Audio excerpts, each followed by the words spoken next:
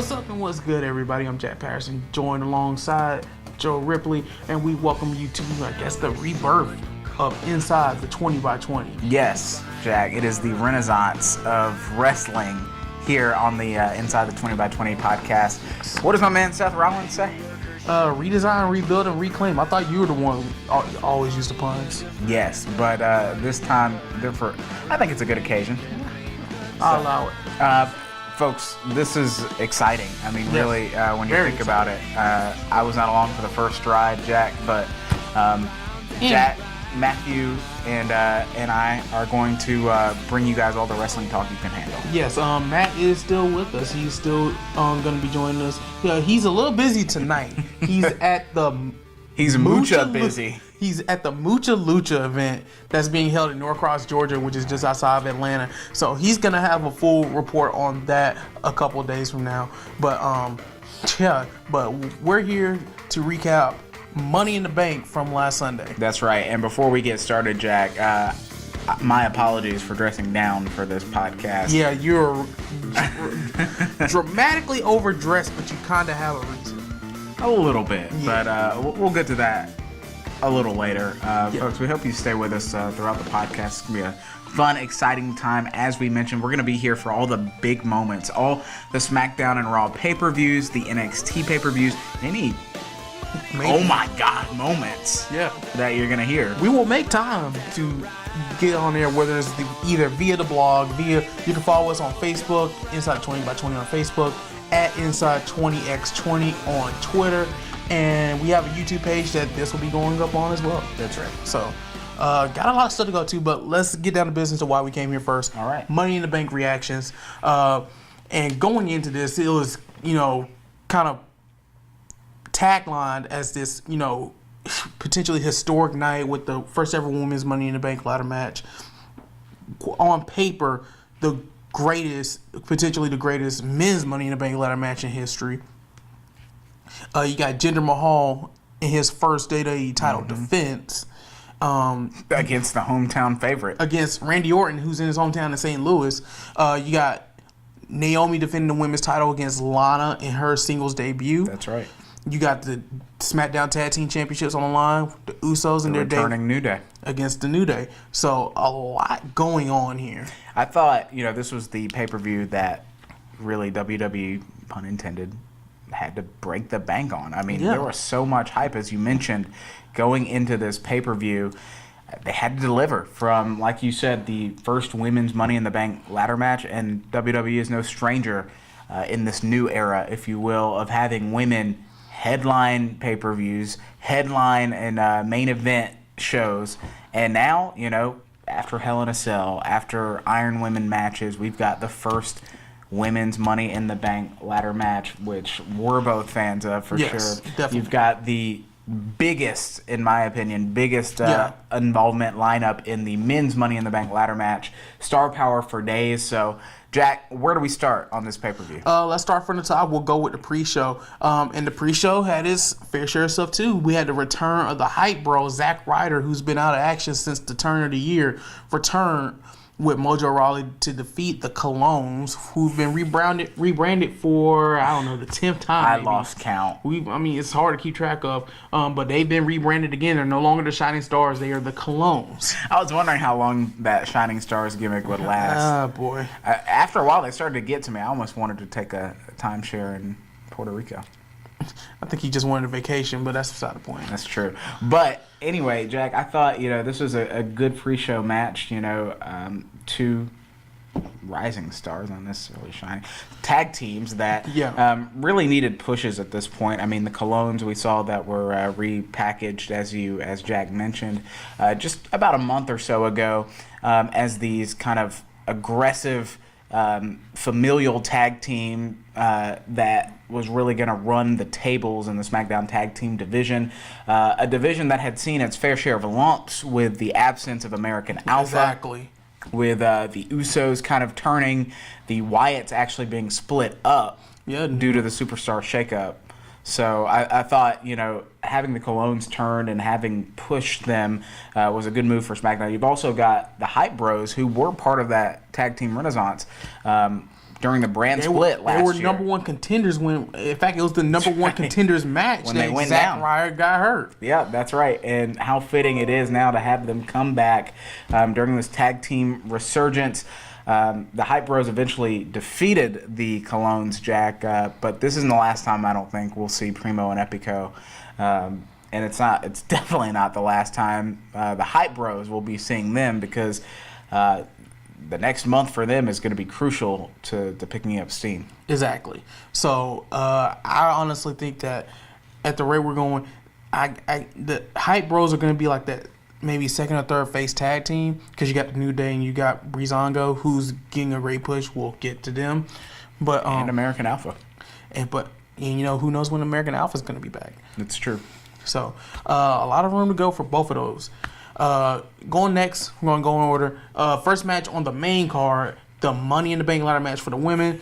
Carmella, Charlotte, Natalya, Tamina, and Becky. And first off, to start off the pay-per-view, to kick off your historic Money in the Bank pay-per-view with this match, they had a lot to deliver on, Jack, because, I mean, I was thinking this match may be, you know, kind of middle of the card, maybe even the penultimate ladder match.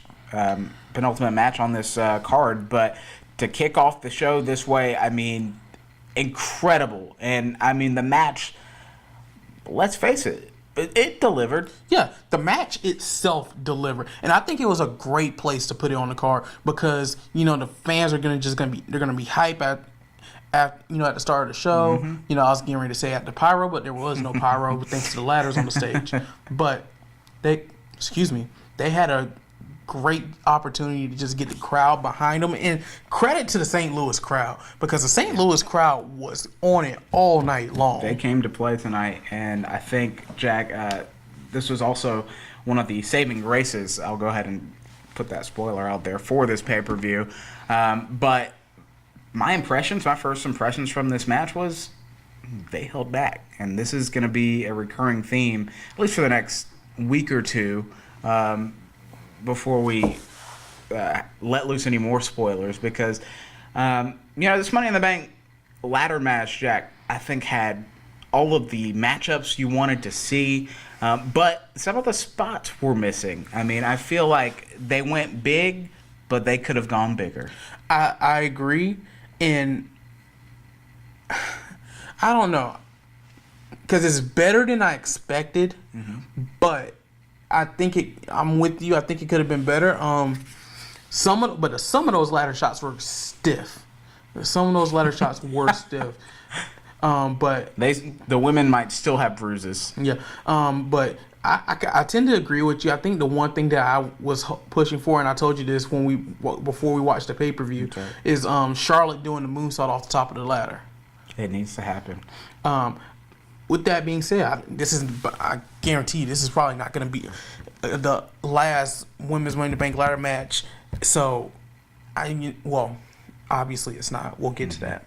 But, you know, and I feel like, but I'm kind of with you. I feel like they did kind of hold back on it.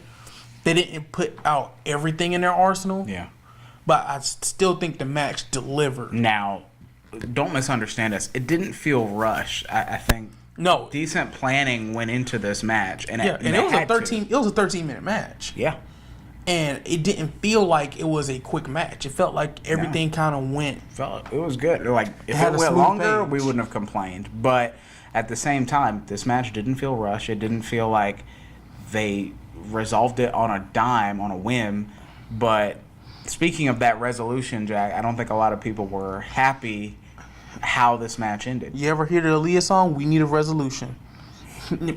The way the match ended, and if you were on Twitter, anywhere close to Twitter or Facebook for that matter, you can just tell that the IWC went off the deep end at the finish of this match when James Ellsworth, of all people, no chin, everything, climbed the ladder for Carmella and retrieved the briefcase and dropped it off to her. Therefore, she won the match. No. Yeah. No. Jack, I think, we knew Ellsworth would play a role in this match. We did. I mean, he's not going to be out there for nothing. This is the same man that caused AJ Styles and Dean Ambrose the WWE title. Yes. So, I mean, it's only fitting that he would, well, make these princesses look like frogs. If you know what I'm saying. Man, I wanted to see Ellsworth get involved. I also wanted to see him go through a ladder. The ladder didn't happen. I was hoping Tamina would get her hands on Ellsworth and just forget about the match. Mm-hmm. But all that aside, I had a feeling that tonight, or Money in the Bank, would lend us some nice surprises. And it did, I think, in this case. I mean, I knew Carmella had a decent chance going in. She was kind of under the radar.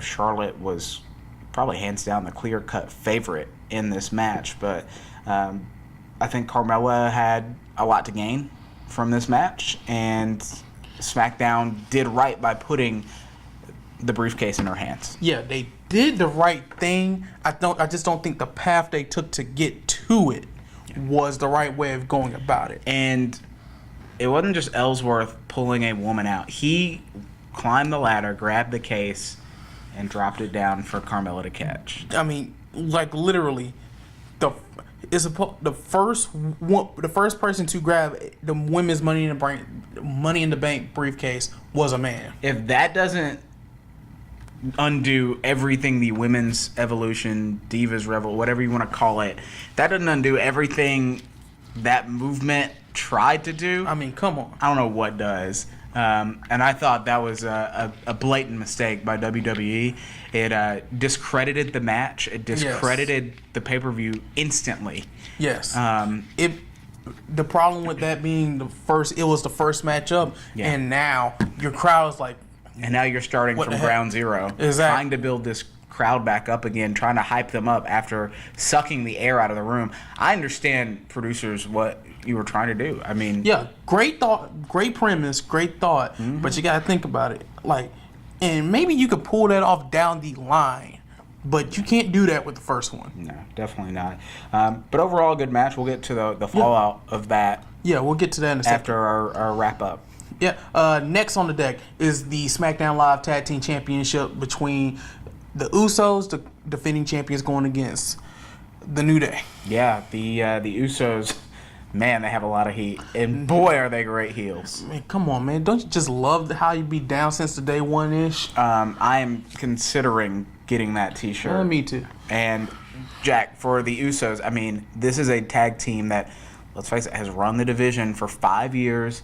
A good 5 years, and they're brothers. I mean, you're not going to find a more solid tag team than the Usos. I thought that their heel turns was perfect. The promos they've been cutting, if you haven't heard for the past few weeks, have been awesome. Some of the best stuff on SmackDown, which is saying a lot. We knew they were creative, but, I mean, this direction allows them to... They've taken their game to a new level. That's right.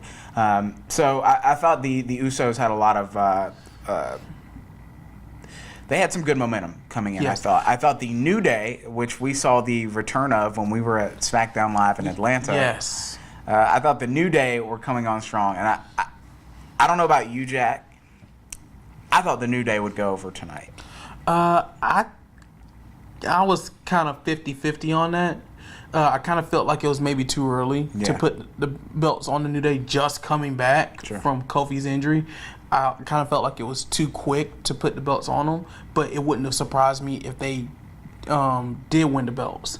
But much like the first match on the card of Money in the Bank, the second match, while you know what they were trying to do, it still didn't come out good. No. I thought the ending could have used a lot of work. Another great match. Yeah, another great match. In fact, this match might have stolen the show. If it hadn't been for another match. It's true. But still, great match nonetheless. Great ring psychology. The false finishes in this match were absolutely incredible. Goodness. Go back onto the network and watch that. The false finishes in this matchup were something to behold. Yeah. But another just crazy finish. The Usos just walked out. Like legitimately just walked out the arena with the titles. I mean, that's a terrible way to finish. I understand you're trying to get heat like that, and they did get heat. They got it. But it just, for such a good match, it just feels like it was robbed of a finish. Sure. Like I wouldn't have been mad if it was a dirty pin or a dirty finish, or the ref got knocked out and something like that. I wouldn't have been mad at any of that. But just having them walk out on the match, like that just blows my mind. But it does set up a great feud for two great tag God, I teams. hope this goes to SummerSlam. This will most definitely, I believe, go to SummerSlam. Needs to.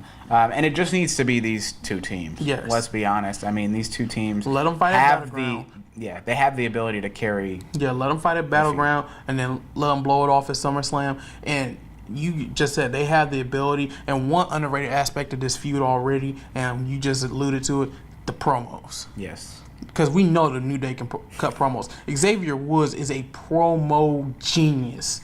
But the promo game of the Usos has come up so much that this is really a must-see feud. Yeah, agreed. And I think I really like the direction SmackDown Live is taking of having all the tag teams contribute to this one feud. So you're not just seeing the New Day versus the Usos, but you're seeing the New Day team up with Breezango, and you see these fashion file segments where New Day is to Breezango, and you see the Usos kind of teaming up with the Colones or the Ascension.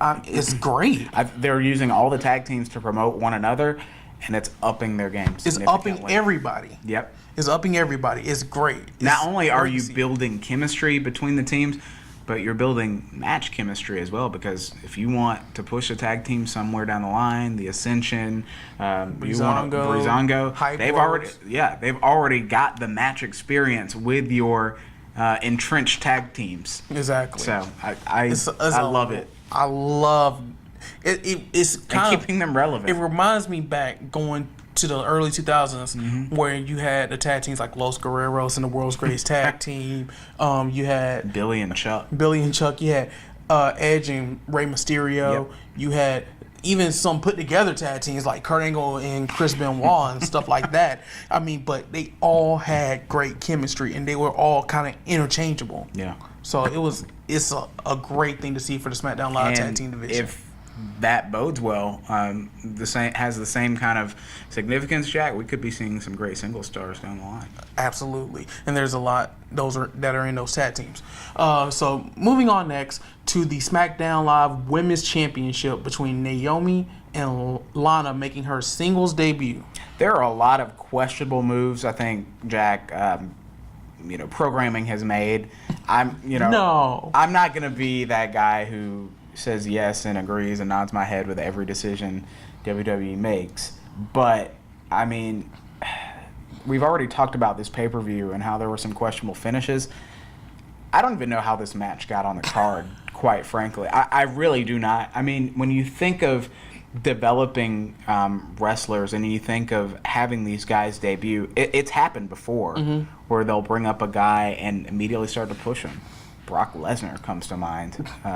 Almost instantly jumping off the page, but this is Jack Rusev's valet. This is a guy in Rusev that might have been pushed. We didn't even know if he was still on the card or on the roster at one point. And the fact that we want Rusev chants during this match shows that I think not a good sign. Yeah, I think the WWE universe is ready for Rusev to come back. I'm ready for him to come back. But by that same token, we know Lana's gutsy. We know she is a heck of a manager. She is a heck of a personality. WWE is fortunate to have her. Could cut promos for days. Yes. And now, Jack, I think we might have a budding superstar on our hands. I didn't necessarily have, high expectations for this match. Because, Naomi's not exactly a ring general. She's good, but she's not. As far as carrying a match, Naomi's not the first person you think of. Exactly. And I've never seen Lana in singles competition, like, ever. The only thing she's done is house shows. She's been in NXT house shows for the past 3 months. Exactly. That's the only singles competition that's been there. With that being said, this was a better match than I expected. It was. I thought, it started off the way you thought, kind of slow paced. And, Naomi's one of those that feels that adrenaline in her veins, and she ramps up. Her matches with Charlotte on SmackDown Live, beautiful. And I hope that feud comes back around the corner here down the line. But, I thought Naomi put Lana over decently well. I was a little disappointed to see that, this match was more brawl than wrestling match, which I guess it's we expected that kind of coming in. It kind of had to be that way. Like I said, Naomi's not a ring general. You're not going to see her. She's not a grappler either. Exactly. And Lana, we didn't know what to expect coming from her. We really didn't. But but going back to what you said, her being gutsy, that aggression came out in her, and there was, I won't lie, there was a point where I thought that she might just pull this off. Yeah, at some point during this match, you're like, well, this is going a little bit longer than we expected, and Lana, they've done weirder stuff before. A la Jinder. Yes, we'll get to him momentarily too, but I thought Lana's finisher was fantastic. I mean, that move alone got her over in my book. When I saw her on the SmackDown, the Go Home SmackDown to Money in the Bank, I was like, this girl's serious. Yeah, I don't know what the heck you call that move, but that move is it's some variation on a spine buster, power bomb, whatever you want to call it. That thing will, as Mauro Ranallo would say, jack your back. Exactly. We'll get to that. So, but in the end, and the match went about 7 so minutes. So, like I said, it wasn't a rushed match. Naomi made Lana tap to the same submission that she made. Who was it? Natalia or Alexa Bliss? Yeah. Tap out at WrestleMania to win a women's championship. Yes, which is a great submission, a la Rings of Saturn, but it might be inverted, I believe. Kind of like Nelson behind the head. It's called the Slay Omission. The Slay Omission. What a move. Yeah, that is... Your neck's going to be feeling that for a while. Yes.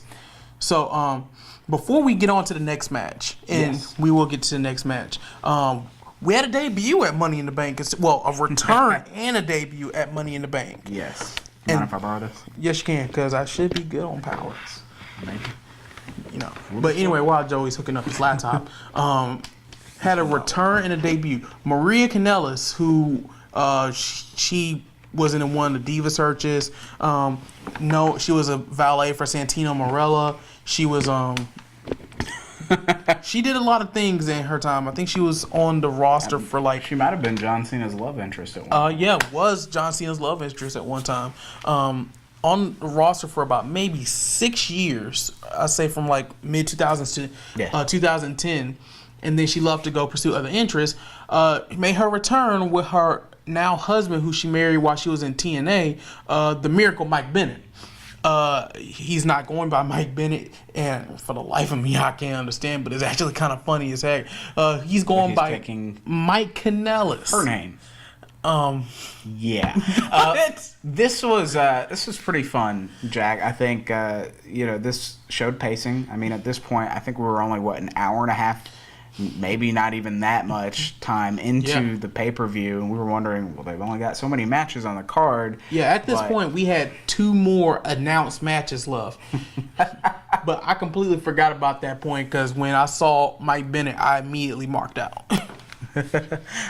Well, anyway, Jack, this was a debut that a lot of fans, I'm sure, are happy of, and we'll see where they go. I mean, these 2 lovebirds can... Yeah, I mean... Their gimmick is going to be, the power of love. It gives me the feeling that they're going to be kind of like an annoying love interest. Like they're, lovey-dovey and everything, to the point where it's like you want to slap them because it's too lovey-dovey. I kind of get that feel. Almost kind of a la Billy and Chuck with Rico, kind of in that vein. Yeah. Not necessarily the same exact. It's not the same exact thing, but in that kind of like similarity, where they're so in love and it's literally just sickening. Yeah, sickening. That's the word I'm looking for. Yeah. So That was kind of like Santino and Beth for me. I don't know, because that was more comedic for me. Santino and Beth, because, come on, think about it. Beth Phoenix, the Glamazon, going out with Santino Marella. This was the height of the PG era. Oh, the good old PG era. Anyway. I don't know if I'd call it good. It's definitely old. I just said it sarcastically, Joey. Anyway, going on to the next match. And this match was a middle-of-the-card match, which you never see a WWE Championship match in the middle of the card anywhere else outside of WrestleMania. This has been a recurring trend, and it speaks a little badly, I believe, for the company, because on one brand, you've got a champion that shows up once a month. That championship's not even defended. Meanwhile, you've got 5-6 superstars vying for the title. Who knows when they'll see the champion? Raw has since remedied that. Let's just be honest. We hadn't seen Brock Lesnar since. Brock Lesnar hasn't defended. The title hasn't been defended since WrestleMania. The next time the title will be defended will be July 9th at that pay-per-view. 3 months after WrestleMania. At that pay-per-view, which will not be named, at least by me, at least right now. Until I will go unnamed for now. But, Jack, then on the other side of that coin, on the blue brand, you've got a WWE title that has really taken a backseat, I would say, since Dean Ambrose won the title. Well, since John Cena left and AJ Styles had ceased fighting for the title. I'm going to say, I don't know, because it kind of went back on the front when Styles and Cena wrestled for it at the Royal Rumble. Yes. And then the Elimination Chamber match was phenomenal. It was phenomenal, and Bray Wyatt certainly deserved that championship after that match, but yes. I I kind of point to that moment, Jack, as really where the WWE Championship saw its fall from grace. Yeah, because I still kind of think it would have been better if maybe Luke Harper was in contention for it, because you would have had the whole Wyatt family breaking up storyline, which I think should have happened. I think it should have been a triple threat or a fatal four-way with AJ Styles. Oh gosh, that would have been fun. Yeah, I know, right? Anyway, so since that point in time, here we are, 4 months, almost half a year later, and your WWE Championship, even on SmackDown Live, on the weekly episodic shows, has been relegated to mid-show. Yeah, and it's kind of weird. But anyway, Jinder Mahal with the Sings going against Randy Orton in his hometown of St. Louis. If you know anything about WWE, you know before the match even started that Randy Orton was going to lose, because people in their hometown don't win. Let's just say the odds were not stacked in his favor. First of all, of course, looking at you, Bayley and AJ Styles. As you know. And Sasha and Charlotte. Oh, my gosh. Orton, Jack, dropped the title, of course, at the hands of the Singh brothers. At Backlash. Which I still love the Bollywood Boys better. But yes, I do too. Since then, Jack, Jinder Mahal has just kind of been steadily building up his persona as this new, I don't mean to steal face of America, but the new face of the WWE Championship, this new superstar who the WWE Universe is not yet ready for. We know what you're trying to do. It's happened before. This is nothing new in the new era. Yes. But at the same time, Jack, I thought Jinder built up a lot of steam. I thought his promos just got better and every week. Definitely better from when he was here the first time. We mentioned it after probably a few weeks ago, I think after the SmackDown we went to in Atlanta, that this is a guy in Jinder Mahal that the championship's just going to grow on him. Exactly. And it's... Some men make the championship makes Jinder Mahal in this case. And truthfully, it's just like what you said with Brock Lesnar. I don't now, for the love of God, I'm not comparing Jinder Mahal to Brock Lesnar, so let's get that straight. But with that being said, Brock Lesnar was good already before he even won a title. He was the king of the ring. He was the last regular king of the ring. And then it's a shame that one pay-per-view you need to bring back as King of the Ring. But Austin 316. 21 years to the day. Wow. Austin 316. But going back to what I was saying, he wasn't good, but when he won the Undisputed Championship against The Rock at SummerSlam back in 2002, it really just kind of elevated him. I mean, because the next feud he went into was against The Undertaker. Then he faced off with The Big Show. Then that led him into a feud with Kurt Angle. Like, he was in the title picture for the better part of the next 18 months, all the way until WrestleMania, all the way until No Way Out in 2004. Yeah. That was the last time. That was the last time he was in the title picture in his first run, from SummerSlam 2002 to No Way Out 2004. Man, I don't even know if John Cena can tell that. I don't. He held the title for like 12 months, Joey. Yes, John Cena's topped that. Not even close. Okay, that's just it's a long time to run with a rookie. Yeah, now John Cena didn't do that as a rookie, but still, he didn't do a lot as a rookie. No, he did not. But anyway, this championship match. We also had the Legends in Randy Orton's corner. Bob Orton, his father, and Sergeant Slaughter. Ric Flair. Yeah, woo! So a lot of the Legends in the corner, and the Sings kind of took advantage. AWA, they were going back. They invited all the guys. But that was kind of the angle that they were giving Randy Orton, going back to his hometown, and he was wrestling in front of all these people. Wrestling for his family legacy. Exactly. So, I don't necessarily... I mean, Randy Orton's more than established himself. Yeah. I mean... This angle kind of came out of left field as far as... the apex predator. I mean, I see it as a legend killer. I saw it maybe with the Legacy group with DiBiase and Rhodes in 08-09. But now, I mean, Randy's his own man. Yeah, I mean, he's a 11-time WWE champion or something like that? 13? Yeah, something like that. So, he's more than decorated enough to do it on his own. For sure. Meanwhile, this match proved again that maybe Jinder Mahal is not ready to do it on his own. You might be right. I think, the Singh brothers, anyone really, when used sparingly, can put over a guy. I mean, Jinder Mahal already has the heel heat. I don't think any of us really expected for Randy Orton to convincingly beat Jinder Mahal. Otherwise, why put the belt on Jinder? This run has to mean something, especially as WWE heads overseas. Exactly, to India. So I thought, this was another match that kind of deserved to be in the middle of the card, even though it was a WWE Championship match. Yep. Jinder goes on to win again. Yeah. With the help of the Sings. After Randy Orton gets enraged and snaps. Yep, and he almost kills the Sings again for the second pay-per-view in a row. Poor Sings. I hope they're getting their money's worth. I hope they got good medical insurance. I think, they have it free in Canada, so I think Jinder's got them covered. I think they're good. Anyway, the next match on this card, Jack, was not announced. Was not announced. Yeah. We had a Fashion Files. Unfolded during the pay-per-view, during the Fashion Files segment. Yeah, we had a Fashion Files segment that was a little bit earlier in the night. And during that Fashion Files segment, it showed who trashed their locker room from an episode of SmackDown Live a few weeks back. I think it might have been the one that we went to where their whole locker room was trashed. Yeah. I think it might have been the one we went to. So, and they eventually found out that they told them to go out to the ring, so they came out to the ring, and sure enough, it was the Ascension, Connor and Victor, coming out.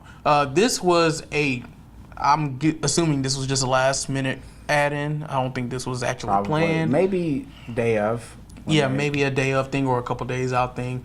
The match was pretty short. Great. Well, let me not say that, but Ascension goes over. I mean, not Ascension. Breezango goes over. WWE is scratching the surface. SmackDown Live staff is scratching the surface with Breezango. This is going to be something. I kind of akin this to maybe Zeech Long Island story for Zack Ryder. Mm-hmm. I kind of think that their little vignettes, Fashion Files. yes, I feel like the Fashion Files are what's gonna get Breezango over because it's showing more of their personality that otherwise you wouldn't see. Now, unfortunately for them, the New Day came back, so their feud with the Usos got cut off real quick. Yeah, shouldn't have been. But I mean, you've got two guys who have put in work. You've got two guys who can wrestle. Yes. Don't let the disguises fool you, Mm-hmm. but also like two guys who can entertain. And what more can you want? Out of a professional wrestler. Exactly. These are guys who are willing to put their characters on the line So to entertain a crowd. So, like I said, I think this is only the beginning for Breezango. Mm-hmm. As they keep getting, I think they're going to just keep getting better and better. So, look out for Breezango. I think they, maybe not right away because we got the New Day and the Usos. But, if not the Hype Bros, depending on how long America Alpha is out. Got to establish that pecking order. They're there. Yeah, for sure. They're definitely a team that you have to contend with. Last but not least, on this card, the main event, and rightly so, the main event is the Money in the Bank ladder match for a contract of a match at any time over the next 12 months with the WWE Championship. Baron Corbin, AJ Styles, Shinsuke Nakamura, Dolph Ziggler, Sami Zayn, and the new face of America, Kevin Owens. Jack, this match it simply boiled down to who would you rather give the keys to a brand new Ferrari to, and imagine what that person would do with a brand new luxury car.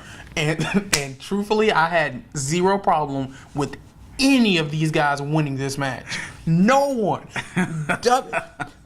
Aside of some stupid finish what they had already done twice that night, I had zero problems with anybody who won this match. By this point, Jack, I thought this was the match that had to win. It had to win. This had to be the best match of the night because up to this point, pay-per-view was kind of lackluster. Yeah. I mean, average. Two stupid finishes. Less than stellar. Yeah. A less than stellar WWE Championship match. I mean, we were this pay-per-view was treading on being a bad pay-per-view. Yeah. This the crowd was thirstier than a reality star. That's frightening. But luckily for Money in the Bank, this match came through and then some. And then some. I thought, Jack, each and every one of these superstars, it showed, I think, over the past couple months, really, of matches, of interfering in one another's matches. I mean, oh man, you could tell each and every person had the other one. Yes. It's almost like Raw when they had the Fatal Five-Way to determine the number one contender. SmackDown kind of doing the same thing with their number one contender types. But I feel like SmackDown did it better. Yes, and this ladder match was the blow-off of all of that. Yes.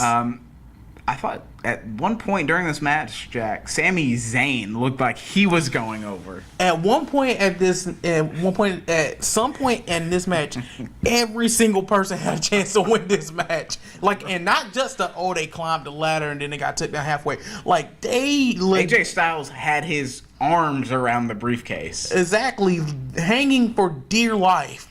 Literally, the Wild E Coyote Cam, as Jerry the King Lawler likes to call it, was made for what happened to AJ Styles that night.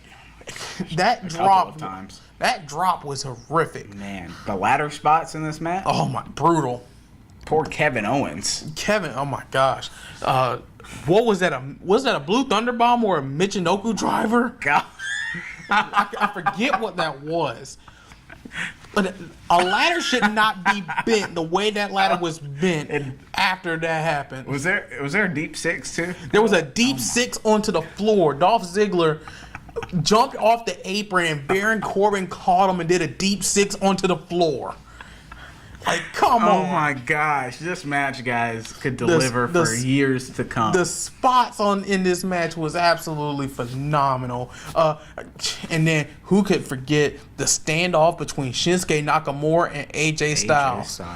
WWE, you probably are not watching. Please, if you are, by the off chance you are, Nakamura Styles, WrestleMania 34. Book it. Book it. Right now.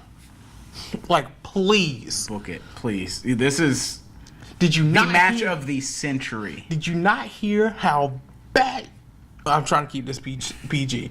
How insane that crowd was when Nakamura and Styles stood off.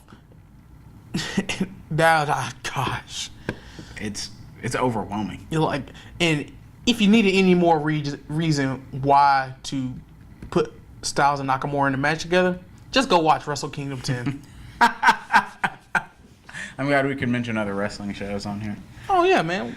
This isn't WWE. there's no. We could talk about anything. You want to talk Ring of Honor? We could talk Ring of Honor. You want to talk New Japan? We can. TNA? I don't know why you want to do that, but sure. Lucha Underground? Yeah, JCPW by all means.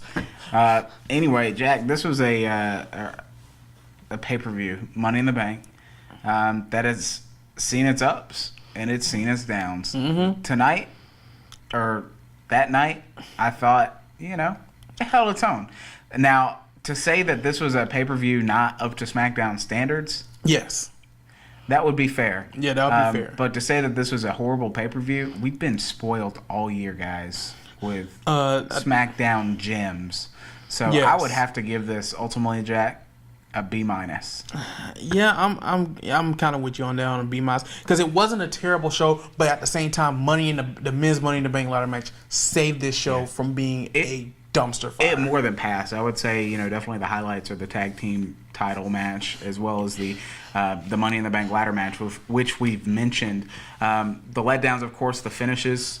By the way, we should probably mention that Baron Corbin won the Money in the Bank ladder match. Oh, that's right.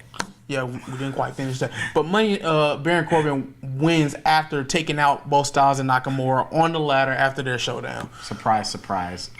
Baron Corbin is going places. This is a guy who... He's the next great heel. Yes, and JBL, I think I've lost count of him saying this guy is a future world champion. Well, now you guys remember that luxury car I was talking about? He has the keys to that WWE Championship shot. And he can drive it anytime he wants. Anytime he wants. All he has to do is cash it in. And bring a ref with him. So we'll see where he cashes that in at. But going back to what we were saying, yeah, I thought it was a B-. Like I said, not terrible, not great. Not the SmackDown standards, because Elimination Chamber was quite possibly one of the best pay-per-views of the year. Yes. Backlash was very good as well. And even the SmackDown portion of WrestleMania. Yeah, and SmackDown portion of the Royal Rumble. Yes. You had Styles, Cena. So, we've been spoiled ridiculously by what SmackDown has done. Now, I do like also what they did, having Carmella come out during the women's title we forgot match. to mention that. And I kind of wish he cashed in, because then what would Daniel? What would they do? What would they do? So I kind of wish he had a cashed in on whoever won the match, which went on to be Naomi. But it would have been kind of funny, because then you have to figure out, well, she's the women's champion. Yeah. What you gonna do now? So that would have been fun to see. As far as the fallout from Money in the Bank, I mean, SmackDown had a bevy of things to really run through and sort out after a chaotic night. So we now know that this Tuesday night on SmackDown, there will be a second women's Money in the Bank ladder match with the same participants: Carmella, Charlotte, Becky, Tamina, Natalya, and am I forgetting anybody? Don't think I am. Not Ellsworth. Yeah. God, I hope Ellsworth's if Ellsworth's in the building, he needs to go through a ladder. But I digress. With that being said, second time around to see who's gonna hold the women's Money in the Bank briefcase. I have to be the unpopular opinion puffin, because I do not think there should be a second match. This was okay. So they went through it on the show, and they said, well, there's no disqualifications. The results should stand. Oh, well, this is the first match. We can't have it in that way. We can't have a man grab the briefcase. There are fair arguments on both sides. Yeah. But at the end of the day, you've already delegitimized the match enough. Having a second one, while yes, it'll probably be better. Yes, it will probably get better ratings. Yes, it will probably test these women and give them bruises that they will remember forever. get it right the first time. I mean, it's like Rock Cena once in a lifetime. Well, I mean, there was eventually going to be a second women's Money in the Bank ladder match. Come Sure. on. I just didn't know it would be 2 weeks after. 9 days after the first one. Agreed.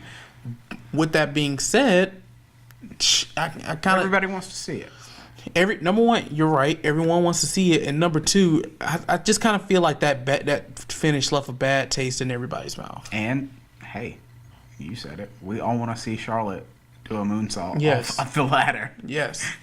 I mean, her moonsaults are already poetry in motion. Sorry, Hardy Boys. But, like, seriously, like, yeah. I would pay good money to see that. Sure. We also saw on SmackDown Live Randy Orton. Where does he really go from here? Don't know. I mean, he lost his rematch.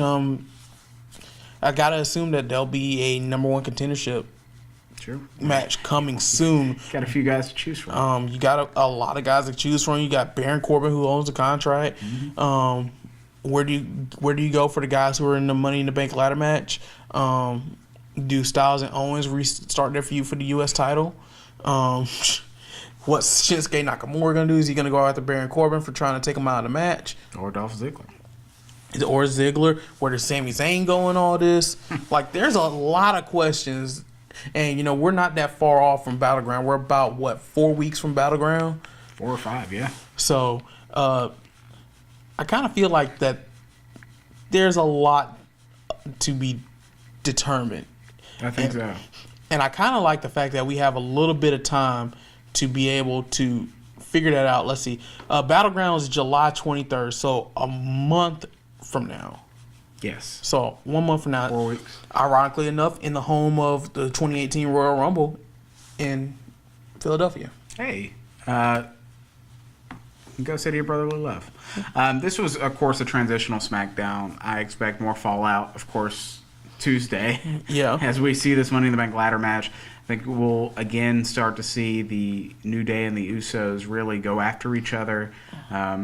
This isn't the end of those guys who were in the Money in the Bank ladder match. Baron Corbin, watch out for him because he's going to be gold on the mic. He's going to be, just as his name suggests, gold gloves in the ring. And where will he strike? When and where? I mean, that's all we can ask. That's the $1 million question now. So, great SmackDown. I think as good as it could be. Really, Daniel Bryan, to have him back, it's great. That's huge. And we got a lot to look forward to. John Cena's coming back in July 4th. Yeah, 4th of July. So just a couple weeks, and hopefully we will see John Cena in Columbus. Yeah, John Cena's coming here to Columbus, where we're based out of. Columbus, Georgia, to be exact, not Columbus, Ohio, or Mississippi, or any other Columbus. A lot of Columbus. There's a lot of Columbuses. Yes, but we have a house show here July 17th, and he will be here. And it will be huge because all the stars we just mentioned will be here. Will be there. Nakamura, Styles, Ziggler, Cena, The New Day, The Usos, Charlotte, Flair. You know what else? We'll be there too. We'll be there too. In what capacity? We don't know yet. But we will be there by hook or by crook. All right, Taz. I thought I heard some sirens in the background. But, guys, stay tuned for that. That's usually not a good thing from where we're at right now. Just to pick up a few of the news notes. Mauro Ranallo, welcome back to the WWE family. Thank God. It's been too long. 4 months is long enough. Yes. We missed you dearly. Yes, to have him back as the voice of NXT nonetheless. I almost want to demote Corey Graves. I mean, please, can we send Corey Graves back to NXT? But then what would Raw do without him? Crash and burn. Yeah.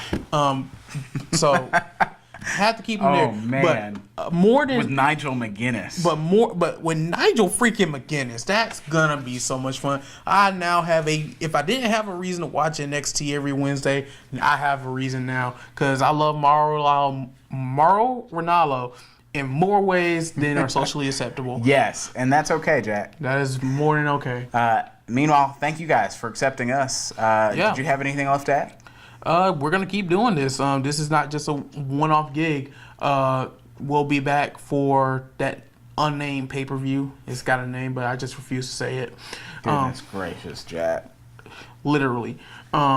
But we'll be back for the preview of the next Raw branded pay-per-view, which is July 9th. 2 weeks from tonight. Yeah, well, tomorrow. We're taping this on July 24th, so. Okay.